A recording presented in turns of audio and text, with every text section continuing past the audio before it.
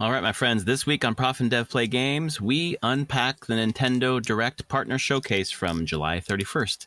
Stay tuned.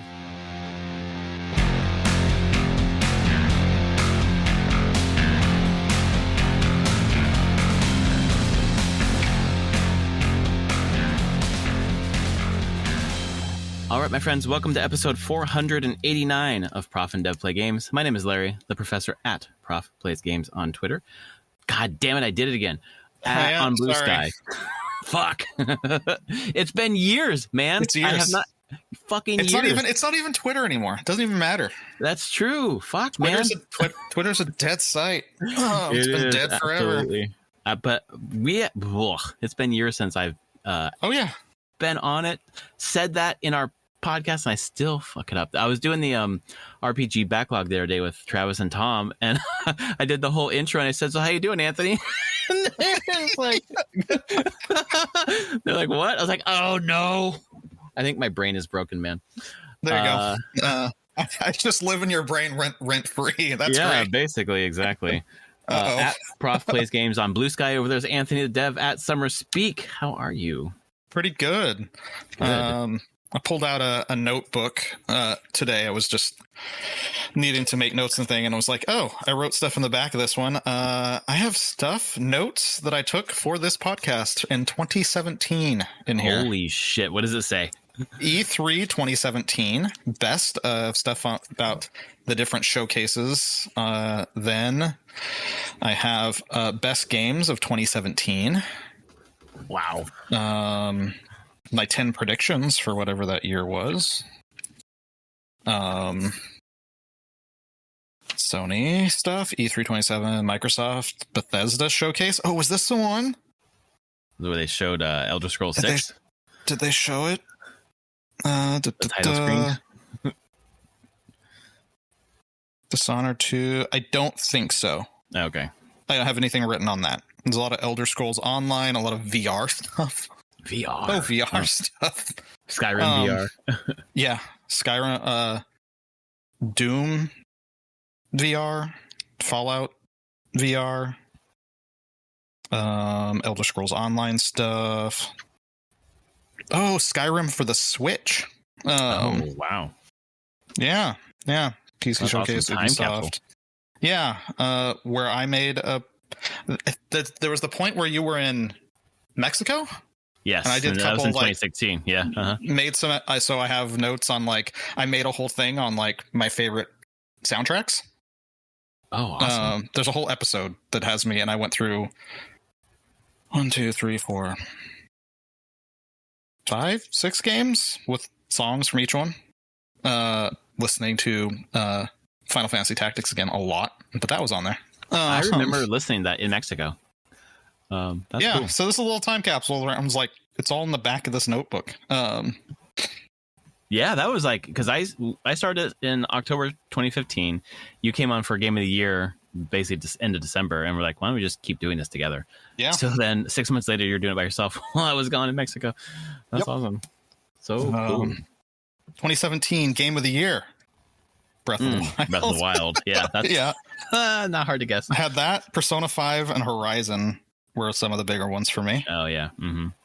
Mario Odyssey and Breath Mario of the Wild Odyssey was on there. Yeah. Yep. Yeah. It's hilarious. Okay.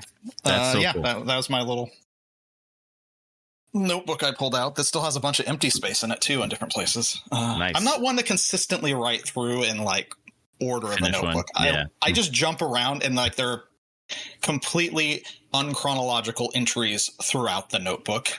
Then you get to find stuff later. That's really cool. I love it.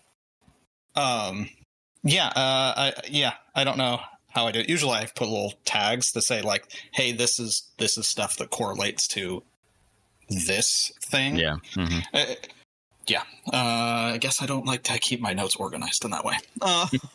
Mm-hmm. But yeah, so that was fun. But that's real cool. Yeah. So I've got, as we usually do, a pack of Magic cards to open. This is Final Fantasy. When it's time to stop buying boosters. I mean, I bought 2 boxes, so I'm not buying boosters. But when you're I see the same 12 cards every single time. I have seen these cards a million times. So you're like, all right, I'm done with boosters, basically. So I'm going to open it. Got a nice wizard token. All right, so I've got Dragoon's Wyvern. I got Gala Cat. Suplex. Namazu Trader. Whenever it's a weird name. Suplex? Fantastic in the new standard. Oh, really? There's so many artifacts. Oh, that's in standard right now. Yeah. And then when there was a preview this weekend for Spider-Man set again, and there's going to be an Infinity Stone in there. They're going to start putting the Infinity Stones in, and there's like the Soul Stone, which is a black artifact, but it's indestructible. Suplex doesn't destroy. It exiles. So you can suplex the Soul Stone. Yeah, that's amazing. The multiverse coming alive. Yeah. Continue, though. Namazu Trader, which whenever it's a weird name, I think it's from Final Fantasy 14, and it turns out it often is. Precious Wanderings, get a land, basic land. Adventurer's Airship, Vane's Treachery. Oh, my daughter's going to be very excited because today, I played it against you, actually, but she saw it earlier. Memories of Nibelheim with Tifa on the... she was like, if you get another one of those, can I please have it? Oh, there it is. Self-destruct. Oh my God, Anthony. What? Ride the Shoe Puff. My first one. You just sent it to me. That makes sense, doesn't it? That's exactly that makes total sense. Adelbert Steiner. Titan. Hey? Titan is my rare. Summon Titan. Right. And then Syncopate. And then Insomnia Crown City, and then I got a bird / wizard token. Yeah. Cool. Well, my daughter's gonna be stoked to get a copy of this. Now you get 2 Ride the Shoe Puffs. Yes, awesome. Well, thanks for sending that to me as soon as you did. Apparently, I get one. That makes sense. Well, cool. Yeah, you're definitely at the point of. Oh yeah. Where I'm at, where I bought a few more boosters when I had the chance, and it was like, wait. Like, I opened them. No, it was the gift bundle. I opened up the gift bundle, and I was like, exactly. I got almost nothing new. Like, I got, like, out of that whole bundle, like, 2 or 3 cards that I needed. And I'm like, when the chances of getting something I want are that low, it's not worth this anymore. Unless I'm just opening packs just because I like opening them, but they also lose that, like, dopamine kick when you know that you're not going to get anything out of it. Yep. That's why I'm going to get one more booster box for Final Fantasy, but it's going to be Japanese. So cool. It will refresh itself because like I don't have this card in Japanese. That's cool. I saw someone on eBay selling the remnants of their Japanese booster, which helped me be okay not opening mine. So I'm like, oh, those are just foils of these random basic cards. I don't need to open this. All good. Yeah, but it was fun. You and I hooked up our webcams and played Commander. That was a lot of fun. It was. My engine really went running. And I also realized I was looking at my cards. I was like, my deck is packed with so much removal. Not intentionally it's not separate removal as in like, oh, it's an instant spell removals. It's just like, oh yeah, a lot of the summons and the sagas do a lot of removal. Yeah, exactly. So I couldn't. I'm like, I could barely build anything up, and then when I get one thing out, it's like gone. And I didn't have enough creatures. And I was like, this is like a deck I built based off a YouTube video and added a few things myself. And I'm like, this is just not. It's cute. It's a nice theme, but it's not really doing much. So I think my precons are better than that one currently. Potentially, yeah. I'd like to do it a few more times just to see, because one time isn't enough to see if it's really working or not. But yours, and I pillaged the other Final Fantasy precons for stuff for this one. For stuff in this deck, I made this deck, and I pulled stuff like how I have my land base. Right, is the lands from the other Final Fantasy decks, like because I would say it's a budget 5-color land base, but it works, and a lot of the lands don't come in tapped. You have the using commander that makes it that all lands feel like good lands. Yeah. I don't get that opportunity. So I don't know. I it's optimized, but it's still. So I don't know. It's probably probably stronger than a Precon. I think just because it packs more removal than a Precon. It felt pretty strong. Yeah. Mm-hmm. Which is crazy to me that I could just like I have a separate deck list for it that I call it's tier 4 basically. Because it's like infinite combos, more tutors and combos, and it has it has the tutors, it has the game changers, it has infinite combos. But I had none of that's in the deck right now. I'm like, what would this deck be like at that? Yeah, exactly. At level 4, because man, I can just go tutor up. I can just tutor up my infinite combo, like just snapping my fingers. Yeah, and Terra's a beast. Holy crap! Yeah, she's awesome. Is that Terra that's not from the Precon deck, is it? No, that's the main. That's the okay. Because I haven't seen that card yet. It's so good. I have not seen that yet. The one version that I need, so I have. It was the last pack I opened in my box that I got. Was foil Terra. Nice. That's cool. But the one version I wanted Amano did new art for this one.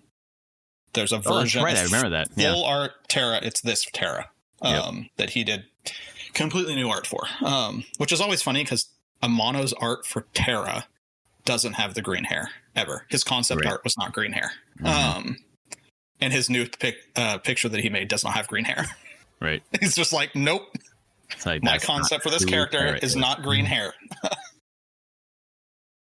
I wonder if that was just because the sprite stood out. They made it stand out from, I think so. Yeah. He worked pretty closely with I think she worked all the way through 6. So Amano would do concepts in his style and everything, and then there was an artist at Square, I wish I could remember her name, from Final Fantasy 1 on for a long time, who would translate his art into pixel art, and they would work very closely together. That's really cool on that. So I assume somewhere in there that's where they like chose. They're like, no, we need the green hair, or change something there. But yeah, well, cool. Got a Final Fantasy pack. And this is a good transition here because we have the Nintendo Partner Direct, which boy did it have a lot of Square Enix in it. It sure did. It ended with two. I kind of was really excited about what it ended with. So we'll get there when we get there. But I thought overall, I know people were, I don't know, maybe expecting this, but also disappointed whenever it's a Partner Direct. But overall, I felt like this was pretty solid of a Partner Direct. There's some exciting stuff coming, later in the year or next year, and some stuff still for Switch 1, which is probably good, even though they're raising the motherfucking prices because of Trump. Must be winning now. Because there's a just set tariffs on Japan now.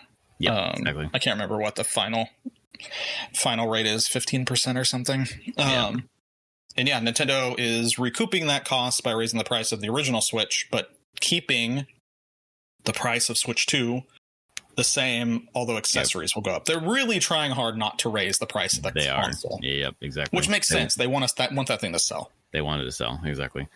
With tariff, just basic economics lesson. The people who pay the tariffs are always the consumers, the customers, not Japan, not whatever. They just pass the price on. So when your president puts tariffs on companies and countries, they're really just putting it on you. But it's just another tax. Yeah, it's a tax. Yep, it's the Trump tax. But this started off with Monster Hunter Stories 3 in an art style that's... I remember Monster Hunter Stories not having this art style. It was more chibi, I thought. It was. The first two were much more chibi. This has a much more... I mean, it's cell-shaded. It still keeps the cell-shaded thing, but much more mature art style. Yeah, I really liked how it looked, to be honest. Yeah, the Monster Hunter Stories games are always ones that I'm like, I should play these at some point. I have friends that really like them, so maybe eventually. There's just so many games. It was fun, and there's so many games. Yeah, I played the demo of the first one, and it was pretty fun. But this gave me like a Breath of the Wild kind of art style vibe. Yeah, totally. But it's cool. I was not expecting a Monster Hunter Stories 3, so not ever, but not yet, I should say. So exciting to see that. Was this Switch and Switch 2 or just Switch? I thought it was just Switch. Let me scoot to the end of the video. You mean Switch 2? No, sorry, Switch 2. I thought it was just Switch 2. Yeah, it's only Switch 2. Switch 2. Well, it's Switch 2. I wonder... Well, it switched to an Xbox and PS5. They had said that afterwards. Yeah. Oh, and Stories 2 are on Steam as well. Right. So there's a good chance it will also be on PC. Very cool. Well, yeah. I think Capcom wants their stuff on everything, so. Yeah. Like everybody now. They're just like, fine, put it everywhere. What do we get? Oh, we got a Katamari next. Yeah, it's a brand new one, right? I think so. Yeah, it looks like it is. Brand new Katamari game. So you gotta go through like historic Japan and rolling shit up. I know. It's just hilarious. I'm like, this series just keeps going. Just roll that ball up of stuff. But cool. I mean, I don't know. It's always neat to see another one. For me, a lot of the amusement wore off after the first one. I played the first one, and I was like, oh, this is really funny and silly and everything. And I'm like, I don't know if I've found that same level of like inspiration past the first one. But right. It's almost the same thing over and over again. Yeah, which is fine. I mean, everyone should experience at least one Katamari game in their life. Yeah. We can skip Just Dance because, of course, there's more Just Dance. Yep. Same as always. Solid dancer, but yeah. Yeah. Oh, yeah, they had All-Star in there. That's right. That's right. They did. Smash Mouth. I was... The next one started off a kind of a block of EA stuff throughout the partner showcase. So obviously they're a big partnership again. But what did you think about Plants vs. Zombie Replanted? It's fine. Oh boy, they ride in this, and the complete failure of making a new Plants vs. Zombies game. Yeah. They have to just redo the first one. They're going to go back and do the first one. Yeah. And I don't know who, the first thing that was me, it was like, who's actually working on this? Because I don't know. It still has the PopCap branding, but I don't, there's a good part. A good part of me that doesn't believe that anyone here is working on it in Seattle. Whatever small remnants are left of PopCap here, it's probably some other internal studio. It looks fine. It's a good game. Oh, it's a great game. Like, I'm kind of tempted to get it because I really like the first one a lot. Yeah, the first one's great. Yeah. It says it has like, the one thing I was like, what are they adding? It has local co-op and PvP. Interesting. So I think that's where you can do PvP is like someone's playing plants and someone's playing the zombies. And, yeah, exactly. I'm trying to remember if 2 had something like that. I'm trying to think of which platform or port had that mode. I can't remember. It might have been DS, actually. It's been so long. I don't remember. But there was at one point I knew that there was a zombie mode where you could spin brains to effectively have plants get sun, and you spin the sun, zombies spin brains, and you can send different zombies down the lanes and do a battle. But yeah, I feel fine about it. I really wish that the brand would do more than this. And wish that PopCap hadn't been given the direct mandate to only make mobile stuff for so long. Yeah, right.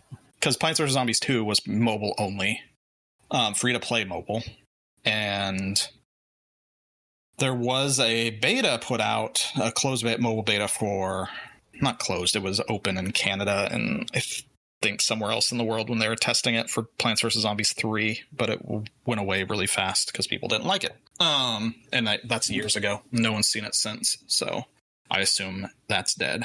Yeah. But yeah, I know the brand is still really popular. So, especially with kids and a certain age. Yeah, for sure. Yep. Well, the Battle for Neighborville or whatever the hell it's called, those things are pretty fun. Yeah, those ones. Yep. Those are made by Vancouver studio. Yeah. Yeah. But this one, when I saw it, I was like, oh man, it's almost like nostalgia a little bit for me. Like, wow, shit. This is a game that came out like, I don't know exactly when it came out, but I remember playing it in college.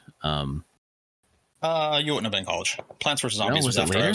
I was working at PopCap at that point. Wow. Okay. I'm getting my times mixed up then. Well, actually, that's not true. You might have been in grad school. Yeah. Okay. Perfect. You would have been in college, just not undergrad. Not undergrad. Yeah. It came out in 2009. Yeah. Okay. Perfect. Yeah. Because I was back and I was in grad school, and you had given me. I remember Zuma you had given me, and maybe this one, but maybe something else. I remember playing that during the times when I was working on my portfolio, my final portfolio project. Yeah. Yep. Oh, that's funny. Yeah, PDPG was 2009. Yeah. It is. I mean, that's what, 16 years ago at this point. Yeah, that's crazy. Yeah. But it still holds a special place in people's hearts. And the first game really is pretty genius. It's so well done. Yeah. And if anything, this gives when they talk about it like updating the graphics still look basically the same. It's just that it's been up-res so that it will actually, like, all the sprite art has been up-res so that it will work at 4K. Yeah. And that's all it needs. Like, do not change the art style ever. Right. Oh, no. That would piss people off. Yeah. It's the only, I mean, I may be wrong in calling it this. I think it's what it is, but it's the only tower defense game that I've actually liked. It's a good tower. It is a tower defense game. It's a pure tower. It's just a very simplified tower defense game. Yep. I just love the rows. Yeah, it works out really well. In your house. Oh. It's really good. Yep. And I remember playing Dragon Age Inquisition and then finding a reference to Plants vs. Zombie in the fucking hinterlands somewhere in the attic. Yep. That was really fun. There's a magic card that references it. Really? Wow. Yeah. Okay. Actually, the designer of it, George Fan, he went on, at one point, he did an internship at Wizards. They were doing, like, guest internships. Oh, okay. And he designed a couple printed magic cards, and that they say designed by George Fan. And I think it is like this crazy plant creature that that's so cool. He got to design. See if I can find that. That's cool. Yeah. Yep, there's okay. Is designed in Zendikar Rising, Strixhaven, Innistrad, and Unfinity, which I've just learned about this weekend. Yes, the unsets. Yep. Yeah, he was kind of there during that show. Yep, Jenna. Yep. There it is. Yep. Very cool. But yeah, it's cool to see. I really just wish EA would do something more with it than just, you have the original game and then they have the third-person action games, but the continuation of the lane-based tower defense one has just been dead for any kind of innovation in it. They're just riding the coattails of the original. I'm like, you're a huge company. Come on. Like, we can do this if you don't put stupid mandates of it must be free-to-play mobile. You must ruin Peggle by putting it on mobile and using free-to-play mechanics. And they did. Ugh, I know. I was already gone by that point. I downloaded Peggle Blast. I was like, what the fuck? I refused to work on that game. Well, did you actually refuse to? Yeah. Oh, wow. I did the original, like, prototyping for getting Peggle. Can you make Peggle work with touch screen controls? And I had just taken levels from the original Peggle and engineered it so you could do it in effectively portrait. And like, okay, how does this play and everything? And then when it was like clear that we're going to want it to be this very free to play, very mobile centric design in that way, I totally bowed out. I was like, I was also going to be the only one in Seattle working on it. Everyone else was going to be in San Francisco, a team in San Francisco. And I was like, no, I don't want to be that person who's basically doing a huge amount of design and having to throw it over a fence to San Francisco team to be the one probably crapping on a lot of the stuff that they want to do for a free-to-play, heavily monetized Peggle, where I'm like, I don't think you should do this. My heart was not in it at all. And so I went to my boss and said, I don't want to work on this. Yeah. And I got to, I don't know what I went and worked on at that point. Bookworm? No, that was earlier. What was that? After Bookworm Heroes? I don't remember. That might have been where I was still just in the prototyping labs, and that's where I kind of lived out the rest of my life at PopCap. Yeah. But no, you say PopCap still exists in some form? Like there are still people in the Seattle office? I haven't actually asked in a long time. Oh, okay. There is an EA office in Seattle now. Generally, just a straight up. It used to only be PopCap, but then there was like some services team that worked here, like HR that had offices. Or something. Or? No, like actual servers. Like they ran Battlefield server team. Oh, okay. And like back end support for other teams, and like they had a small office here, and I think they consolidated it all into one office. But I don't know if there's really a quote unquote PopCap team anymore. Yeah, right. The people I know that worked at PopCap don't work there anymore. And even the ones that stayed really long, they work for a completely different company inside EA now. Mm-hmm. So I don't know. At this point, I am completely out of it. That's okay. It was a good run. The logo still exists. EA owns that logo, and they will use it whenever they feel like. Yep. Well, I will probably pick that up this year because I think that'd be a nice hit of nostalgia. Yeah. Next one from EA FC 26. No surprise. Yeah. Actually, kind of a surprise. I don't know if that came to Switch FC 25. Probably couldn't run, but this is going to be Switch 2 and 1, so who knows? Who knows? Yeah. Yep. Pac-Man World Repack 2. People were very excited to see this, and I have no idea what this is. Yeah, I neither do I. I was like, what Pac-Man game is this? Apparently it's a PS2 Pac-Man game redone. Sure. Like, my Pac-Man knowledge is very limited, I guess. Yeah, exactly. So people apparently think it's a decent platformer, but yeah. Anyway, so people are excited about that. The next one is the one I'm definitely getting this year, and it's Final Fantasy Tactics: The Ivalice Chronicles. Still looks good. The story trailer. God, it's so good, and it solidified a few things. They're using the cutscenes from War of the Lions. Interesting. Those aren't new cutscenes. Those are War of the Lion cutscenes. They've been up-resed, but that's the cutscene art style for War of the Lions.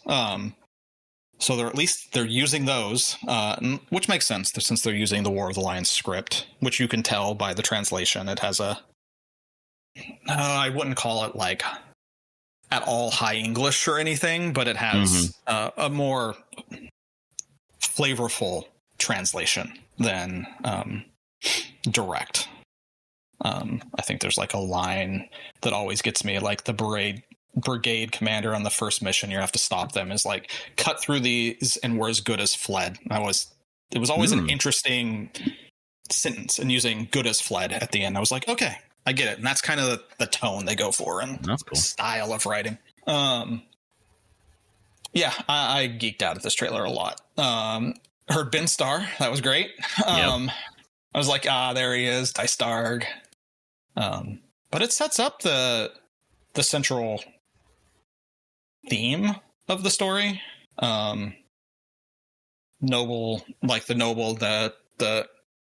rich versus the poor in a lot of ways. That's a huge part of this game. Huge, like insane amount.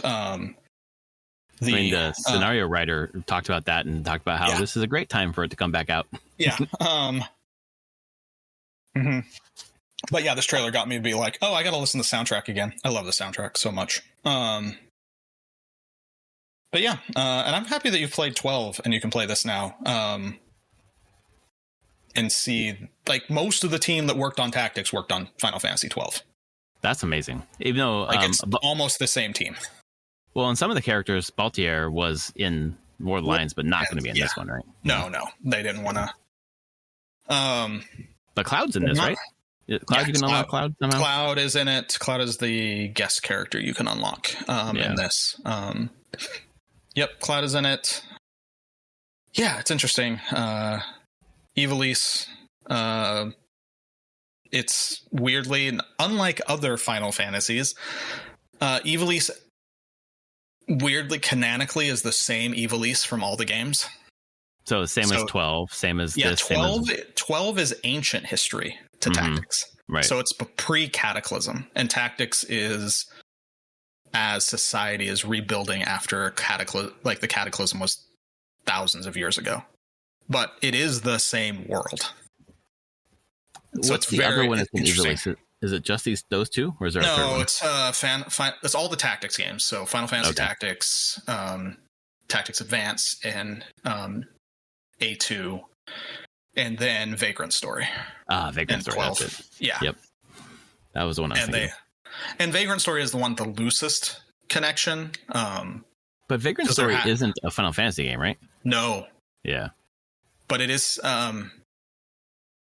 I don't know if the game itself states that it's set in Evil East, but it's like the Square always put out the like Ultimania guides or Ultima guides, and the Vagrant Stories one mentioned that it was in Evil East in that guide when it was talking about the world. And Matsuno has been.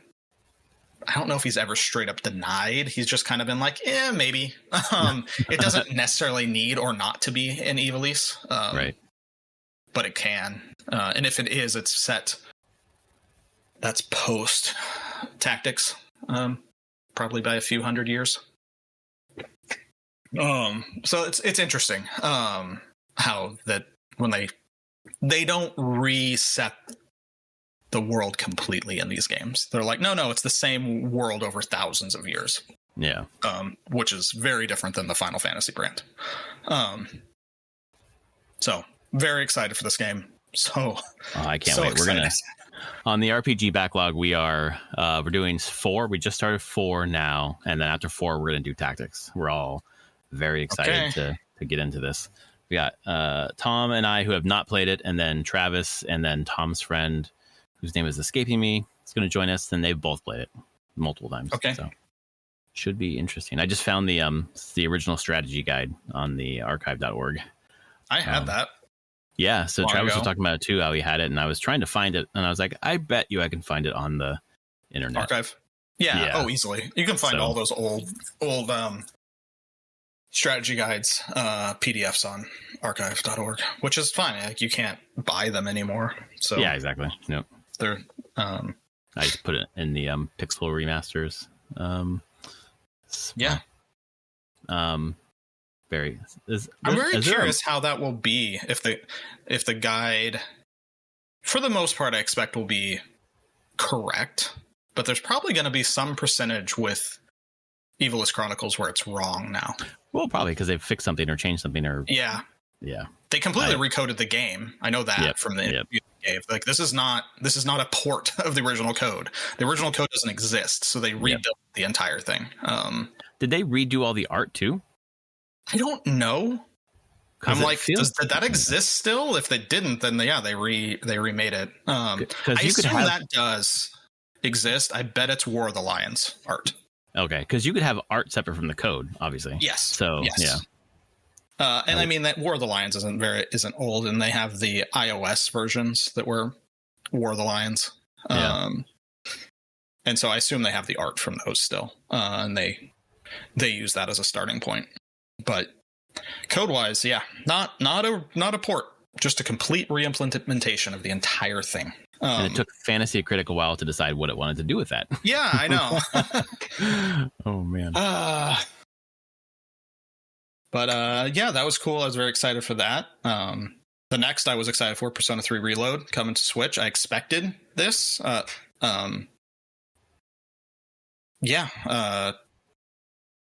I hope more people pick this one up too, and I assume this means that Persona 4,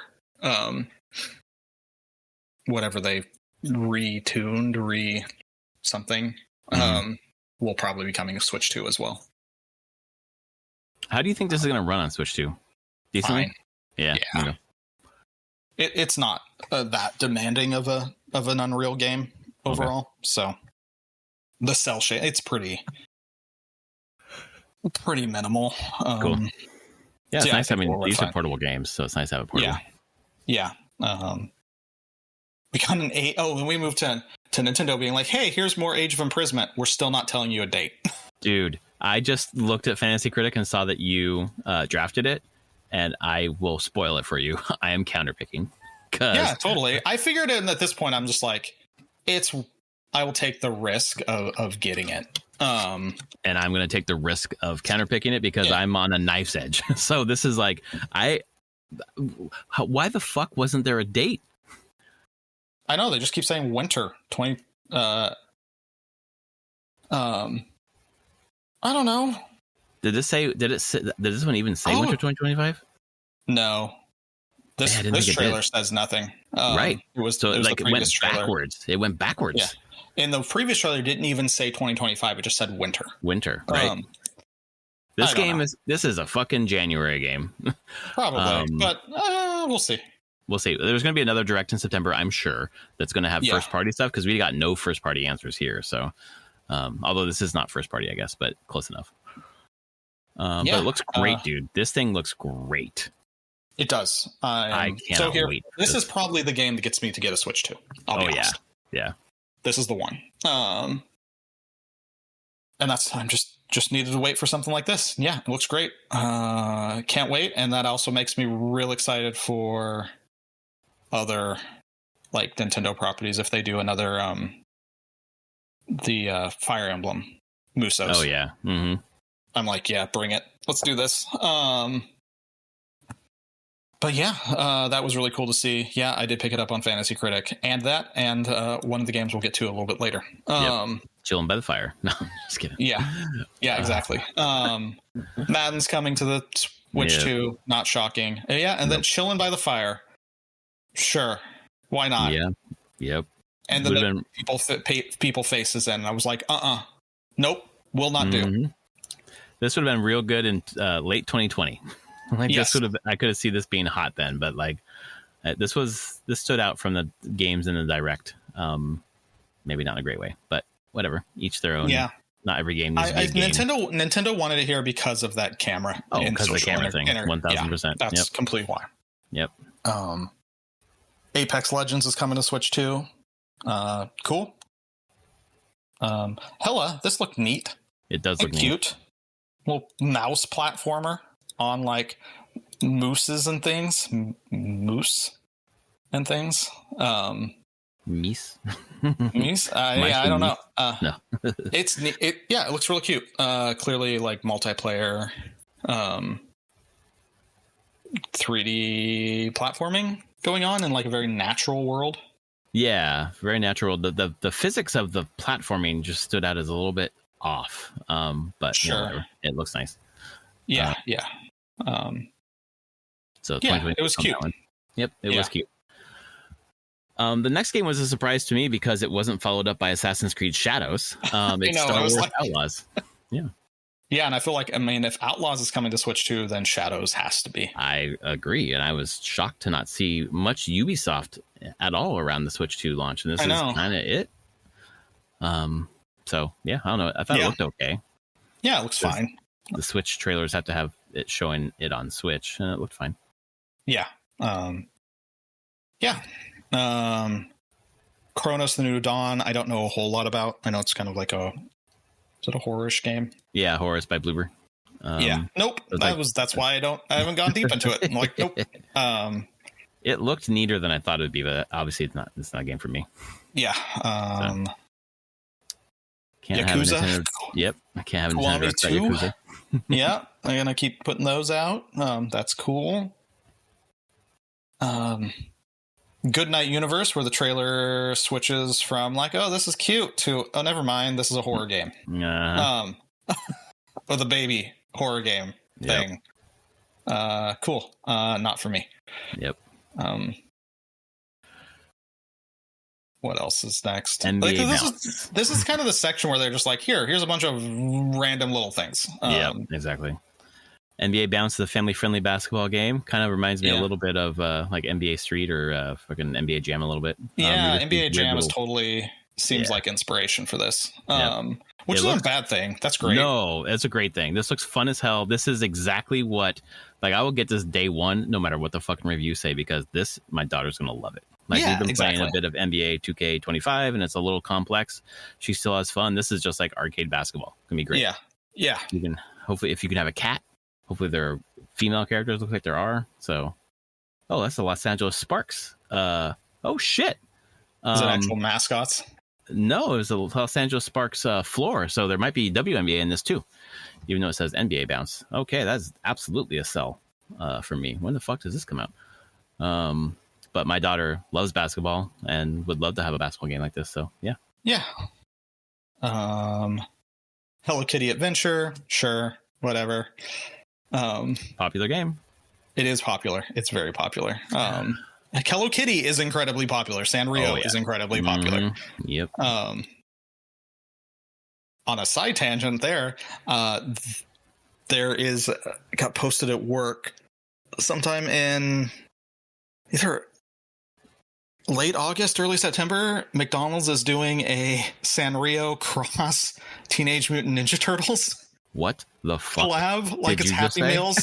Yeah, and it's Sanrio characters dressed up like Ninja Turtles. No, what? Did you just put some in the Discord? No, I'll find it. Okay. I'll have to find the picture. I'm Googling. That's crazy. I need to find the picture. I sent it to my wife. McDonald's reveals. There it is. See the toys. Here we go. Is there a video or is it just a picture? Sorry, I gotta stop it. Oh my fucking god. It's a real thing. Holy shit, dude. Okay. That's gotta happen. Okay. Yeah. Okay, I'm gonna drop this in the... I don't know if you saw that same picture. I'm about to post. It's at 8/12. So August 12th. That's what I was just posting. Oh my god. There's only one I care about, which is Batsumaru, which is the one top right. Top left. Top left. Right near the Happy Meal, the first one to the left of the Happy Meal. Like the blue mask. Yeah, it's Batsumaru. Dude, that fucking Leonardo up front with the fucking Hello Kitty shit. Oh my god, dude. I was ready to scoff. Now I'm like, I need all these. Oh, my daughter is gonna love this. Holy shit. Yes. Okay, I gotta send a picture to my wife real fast. We must eat McDonald's for an entire month. You've got 9 days to prepare. Make sure that your body is ready for the amount of McDonald's will ingest. Oh my god, that's incredible. These fucking little toys. It's such a weird connection. So I'm like, it is. Who decided to do this crossover? But boy, that's great. Yeah. Cool. So back to the direct. Then we got Romancing Saga 2, which was out the day of the direct, which because it had already come out. Yeah, it had already dropped. I see. But it was an it's an update. Switch. It was an update. Switch 2. Yeah. Got it. Edition. It is another game on my list of being like, I've never played a Romancing Saga. I thought Romancing Saga kind of, maybe I got this wrong, but continued from like Final Fantasy 2, like some of the ideas from Final Fantasy 2. This kind of, because this is a Square game, right? It is Square, and I gotta remember which one. So yeah, there's the Mana series, which was a spin-off of Final Fantasy, and Saga was also a spin-off, because in the US, Saga was Final Fantasy Legend, right, for the first couple, and then they just started calling them Saga, because in Japan they were called something Saga Final Fantasy. Yeah, I'm pretty sure this is a building off of 2, where you kind of, your stats build based upon what you do. That whole thing from Final Fantasy 2. Yeah. Like if you block a lot, then your defense grows and blah, blah, blah. But yeah, cool. I haven't played any of the Romancing Saga ones, because there's like Saga Frontier, and there's a number of different ones. This one always looked interesting to me. But again, put it on the list of like, man, so many games, so limited time, limited money. Exactly. I can't just buy it all and play it all. But it's on the list of eventually I wouldn't mind checking one of these out. What was up next? Shinobi Art of Vengeance. Demo dropped, which is cool. I downloaded it, haven't started yet. Okay. I pre-ordered this game though. I'm excited about this one. Yeah, it seems very technical and cool. Yeah, and the art style is just super awesome. It's really cool. Yeah, it's really, really neat. I think it's by .emu. Am I getting that wrong? Let's see here. I thought it was by the Streets of Rage folks. No, I'm totally wrong. No, it's Lizard Cube. It's Lizard Cube. Yeah, totally wrong. Whatever that is, I don't know. Did you see that there's a DLC for it though? That is Sega bosses. So no. Yeah, apparently. So Eggman, I guess. I don't know who else is in that. That's funny. Yeah, Kiryu Kazuma. Who knows? Sure. Yep. Next one was just Borderlands 4. Sure, why not? Switch, it can run on the Switch too, so they're doing it. Yep. I don't know if that'd be where I want to play this game, to be honest. Absolutely not. But it's there. Yep, it's there. Love my Switch too, but no, I'm still not going to be playing a lot of those big ones. Yeah. But then we get to the final two. Hell yeah. And we're back to Square Enix. And holy cow, they were like, yeah, we know how people like HD 2D. Here we go. We're all in on the HD 2D. We've been working on it for a while. So, yeah, the first one we got, which has a weird name, The Adventures of Elliot, The Millennium Tales. Don't love the name, be honest. Love the name. I really don't love. I don't love the name. I don't love the fedora, but everything else I love. Yeah, I think you had the same general reaction I did, which was Secret of Mana, baby. Yeah, it looks very action RPG, Secret of Mana. Esque. I saw someone say that it's a little Zelda-like as well. It is. It is. I played about an hour of the demo so far. It is. Okay. It's like a cross of Zelda and Secret of Mana, which is awesome. Like so far, everything about it except for the names of Philibeldia and the Adventures of Elliot and the stupid fucking hat. Everything else is awesome. Quality of life is great. Like you have a little fairy that kind of picks up items for you. Oh, nice. There's little along the way, little save posts. If you die, you can spend currency to resurrect where you are instead of going, way back to where some previous checkpoint. There were two other things about quality of life that stood out to me that I can't remember right now. That it was just like, oh, that's a smart way to do that, and it saves time. It makes it a little more frictionless. It looks gorgeous, and it's just the action. There's no menu based combat. You're just in real time. Mm-hmm. But it really looks stunning, to be honest, and it runs really well. So so far so good. Neat. And it's neat to see that they're branching out with another kind of genre of game for HD2D, because they've done the Octopath stuff, which we're going to get to, and then they've done the Triangle HD strategy. Remakes of the Triangle Strategy, and then Dragon Quest remakes. That's right. I forgot Dragon Quest. Dragon Quest 1, 2, and 3 are all HD. Right. and Live Alive. Is HD2D. Chrono Trigger at some point, right? You gotta. I don't know. I mean, I like that they're. Sorry, go ahead. There is a thing that I've been told about Square as of its recent incarnation is that they don't do remakes unless the original dev team wants to be back for it, at least consulting. Okay, well, that's not going to happen for this one, I think. It just kind of is. It's like why it taken so long for like a tactics thing. Like Matsuno, sure. They wanted Matsuno back. They wanted a couple other people on that team to be back to at least consult. It hasn't always been that way with Square. That's how War of the Lions happened, and that's the original dev team is pretty not happy with War of the Lions based on interviews. Yep. So it's an interesting. I think it's a very. It's just newer on how Square deals with things, and it's also kind of Japanese and a lot of what sensibilities there of being like, no, we'll only do this more if respectful. There's a respect for the people that made it. Yep. So someone on Chrono Trigger would need to come back. That whole group. That's not happening now. The artist, one of the I forgot. Yeah. Not what's his name? Anime artist. The Dragon Ball. Guy. Wow. Toriyama. Yeah. Toriyama. Yeah, is passed. So I mean, it could theoretically happen now, but I mean, Chrono Trigger was him. Was it Sakaguchi? Was it? It was a dream. It was a dream team. Yeah. Designer. Sakaguchi was the designer. Oh wow. Okay. Yeah.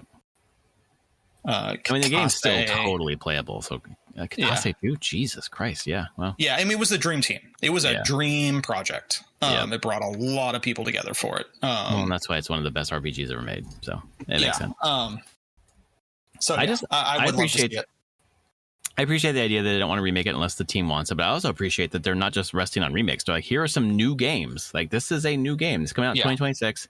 It looks solid. It plays solid. It really plays well and is a fun idea. I'm quite excited about this, except for the fucking name. The name is terrible, but it's better than Triangle Strategy or Daily Work Life or whatever the fuck that one was called.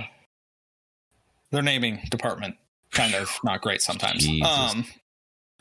But yeah, they showed that, and then they showed something I was not expecting: Octopath Traveler 0. I was not expecting a new Octopath at all, let alone a prequel. And then I had to look because I was like, this looks somewhat familiar to me. Yeah, this is taking the assets. There was a mobile game. There's a mobile game, exactly. Yep. And it's taking that mobile game, its assets, and reworking it into a single player game. Yep. Which is that's not a gotcha, I assume. It's not a gotcha. They're getting rid of all of that. Yep. And unlike the other Octopath games, you actually create a character in this one. Right. You don't choose a pre-made character, one of the 8 adventures. Like, you actually create your own character here. And they're doing a lot of stuff with recruiting characters and rebuilding a town. It's definitely a different type of Octopath. And this is a prequel to the first Octopath. The second one has no connection to the first, but this does have. This is set in the same world and has some of the same characters from the first Octopath Traveler. I'm excited. I'll play it. I really enjoyed the Octopath games. They just got 2 was way better than 1, and but I didn't dislike 1. So they're really neat JRPGs. Well, you put your money where your mouth is because you also drafted it. So I did. I think it'll be good. Not to be counterpicking it. Yeah, that's probably a fine thing. So overall, good showcase. I thought some good stuff there. And it's strong. If you're an RPG fan, man. Yeah. Which Nintendo is continuing what the Switch was amazing for, which was RPGs. It was a great RPG system. And absolutely. Switch 2 is going to be similar. I'm here for it. That's great. Yeah. Well, outside of the Direct this week, what have you been playing? Magic. Yeah, dude. I played a bunch. I played a bunch of Arena. Yeah. Because it was a month switchover, so your rank resets. I'm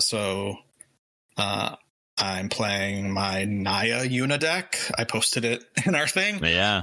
It has so for my own sake, whenever I have a deck and I'm playing it, I actually, after the name on Arena, I put my win-loss record with the deck. Oh, wow. To keep track of that each game I play. And I'm currently at 29. No, not 29. 29 total. 20 wins and 9 losses with that deck. Oh, wow. It's the fastest I've ever got to gold rank. Wow.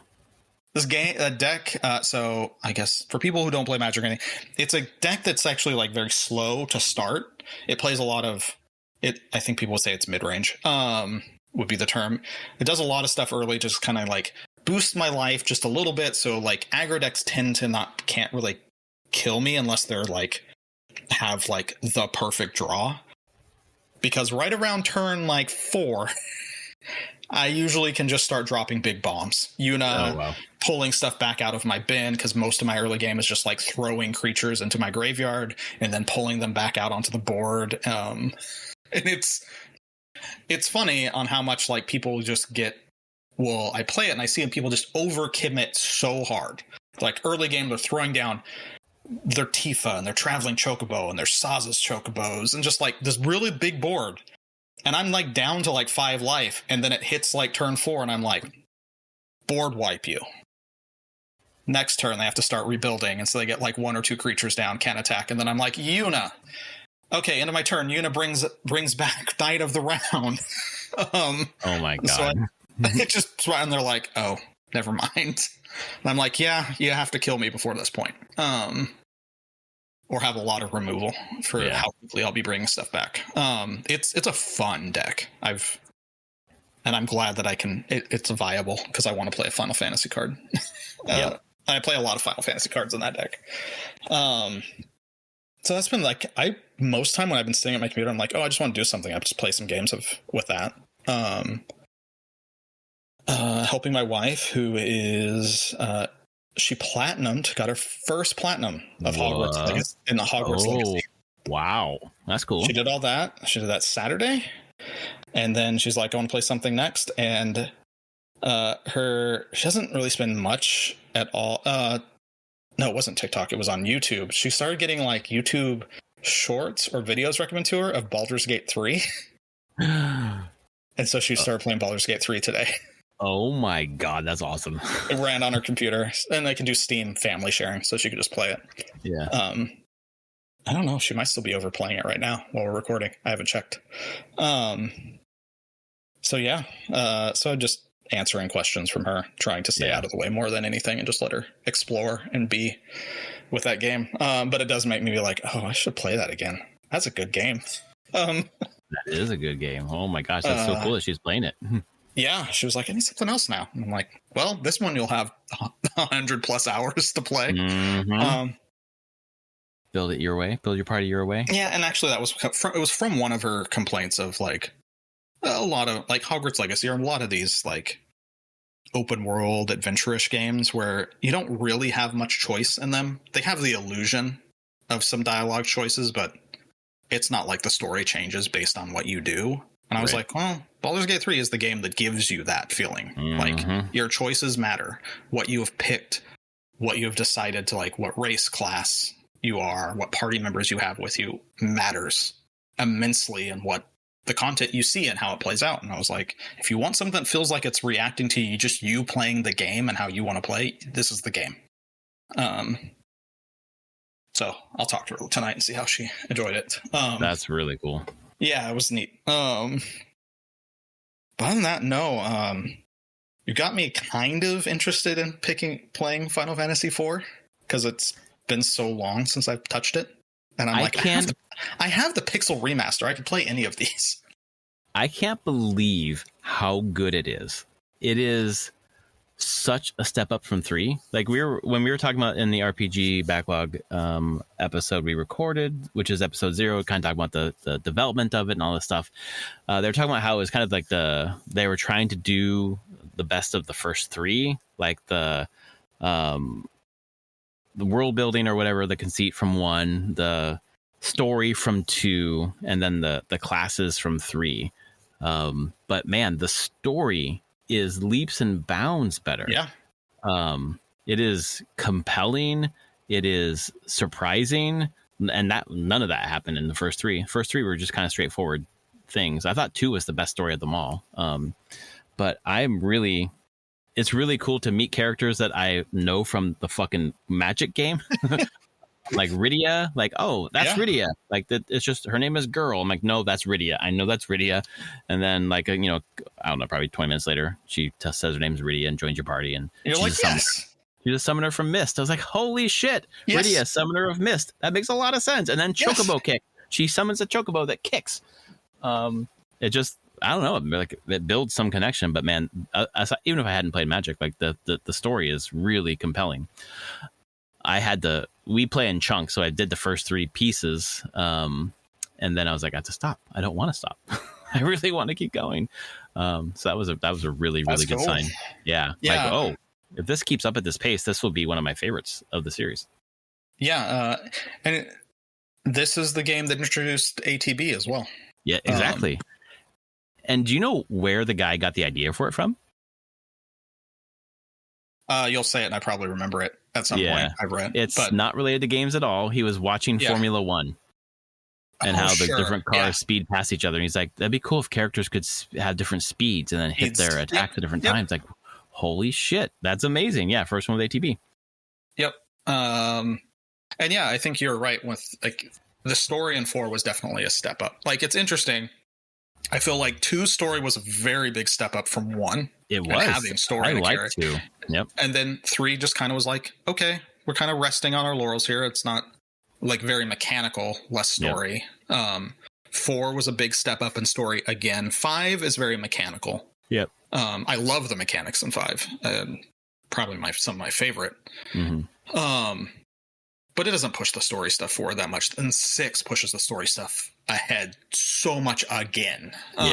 Right. Into what I would consider modern storytelling. I think 6 is the start of that modern storytelling. Like 7, 8, 9 all have great storytelling, but I'm like, no, 6 can actually stand with them on that. Like, yeah. Oh yeah. It can't stand on the way of like graphics. They did what they could with the hardware they had at the time, but I'm like, the story of 6 is really good. But yeah. But you're talking about, I was like, I have played it in, oh man, 23, 24 years at this point. Wow. I mean, it was sometime in between it was like either 2000, 2001 when I went on I'm going to get an emulator and play all these games and ignore my schoolwork for a little bit. Yeah. But yeah, I'm glad you're enjoying that one. And it was Final Fantasy V at one point. Yeah, it was. They canned Final Fantasy IV. Whatever that was for the Famicom. Yeah, at 80% of it being done. And they're like, no, we're going to move on to the Super Famicom. I'm like, okay. So we'll make 5.4 and we'll make a new 5. Great. What? Sure. What was lost? I know. I want to know what was lost. Only a few people know. We need to kidnap Sakaguchi and just hold him down. What was it? I put it in it was. I rebuilt it for the Apple Arcade. It was that game. That's true. It's Fantasian. Okay. Yeah, it was Fantasia. Nice. Fantasian. But yeah. So you played that. Did you play 9 more? Yeah, I played 9 more. I am through the Black Mage Village. I stopped playing it like 5 days ago, so I'm trying to remember. I got through the Black Mage Village in disc 3. You got the city, the summon Alexander. I did. That's right. You posted that. Yep. I was like, hey, this magic card makes sense. The summon, the crystals put together, and it becomes the city has wings. The city itself is a summon. That's amazing. It's iconic. It's such an iconic cutscene. Oh yeah, it felt iconic from watching it. And then I'm through. I think I finished the. Oh no, I went to the. I'm past the Black Mage Village and over going to find Kuja in the fucking sandy area. Trying to find. I found the right hole to go down. I was just poking one hole over and over and over again because I thought I had to beat the antlion. And I'm like, okay, I beat it and I can go in it. Nope, it's here again. I guess I got to beat it again. Nope, okay, I beat it. I'm going to go in the hole. Wait, it's here again. Oh, okay, hold on a second. This is not the right hole. So I found the one in the north, and that's the one I went down. And I think that's where I am right now. So yeah, playing that and 4 simultaneously, trying to hold those in my head. And then I just been bouncing around like different nights. I've been putting together magic decks. Sure. Or I played Spider-Man today. Oh, you know what? Holy shit. So I played Spider-Man 2 again today. It's such a great game, like to play in like short bursts, like half an hour, just like really fun popcorn game, and then put it down, move on. But my friend Kartik contacted me yesterday and said, hey, haven't hung out in a while. Let's hang out. Want to play a game? I was like, yeah, absolutely. What do you want to play? He's like, why don't we continue playing Split Fiction? Because we started that. We played probably 2 hours, and then we haven't played it again. So we played again last night for like 3 hours. If that game continues how it is going right now, it will beat Blueprints for Game of the Year for me. It's really good. Unfucking believable what they've done. I haven't played it. I watched my kids play it though. Holy shit, dude. Like the way that they continue to evolve what you do in co-op and make you, it doesn't do the same thing over and over again. It just keeps changing it and getting better. And that's just like, wow, it's really, really impressive. And we had the just time of our lives last night, just laughing, fucking up, trying to figure out what to do, refusing to look anything up, just trying to figure out what do we do? Let's keep fucking around until we figure it out. And then there's also like skill tests. Like you really have to like switch the gravity and avoid shit and throw things at other things. It's just, man, and then shapeshifting. We just did the shapeshifting level. Okay. Yeah. God damn it. It's so fucking good. I'm so surprised that nothing has knocked Blueprints off of like top of mind for me, but this is going to give it a run for its money. That's awesome. Yeah. And then other than that, some Donkey Kong Bonanza, and I'm in one level. Really good. I'm just in one level smashing everything, looking for secrets. And I'm like, surely there are no more secrets. No, I'm fucking wrong. There are more. There's just handfuls and handfuls of secrets. It's incredible. It's so fucking good. Yeah. And that's it. A lot more than me. I will say, I've been pretty tired most nights. I probably will be through PAX. So. Oh yeah, you will be. Speaking of PAX, I'm going to see you up there, buddy. You're gonna, I'm excited. That's gonna be great. It's gonna be awesome. Yeah, we'll have a lot of fun. Bring Magic decks, we'll play. Absolutely. There's also an incredible. So Seattle Convention Center, they opened a new part to it, which is like a block away. It's not connected. So there's the old convention center area, which they call the Arch, which has the big arch over the road. Street. Yeah. Yep. And then there's Summit, which is the new building. But the new building Summit has all the board game and Magic shit. Oh, yes. And there's so much of it. Oh, yes. Okay, I know where I'll be hanging out. Yeah. That's cool. That's where I'll be going to. Yep. On like I said, my shifts aren't. I think I only work like one shift a day, and I'm working 3 shifts. I don't know my schedule right now, but I'll be out. It is up on the PAX West website. System Era is a featured exhibitor. We have a giant booth there. We're going to be showing Starseeker. Come play the demo that I'm putting together right now. That's my work for the next couple weeks. I'm coming to play your demo. And I've got another like 2 or 3 weeks to get this demo ready for people to play first time publicly. No pressure at all. No pressure. Fingers crossed. It'll be good. It'll be good. I think we actually do have a really good game already. So, and you'll be exhibiting next to Nintendo and Wizards of the Coast. I don't know whoever we else are exhibit. I mean, those are on the floor. I do know across from us is Pokemon. Oh shit! So people will be seeing your booth. Yes, that's great. And we're not a small booth. Devolver helped us on this. Like, I think we're like 30 by 40 foot booth or something like that. Oh wow! Okay. Like we have a lot of demo stations and. We'll have merch and all sorts of stuff. I was going to ask you, you're going to have merch. That's cool. I'm looking forward to coming by your booth. I mean, we have a bunch of Astroneer merch, of course, we'll have there. And I'm sure we'll have some. I haven't seen anything, but I know that the team that handles merch has done some Starseeker stuff.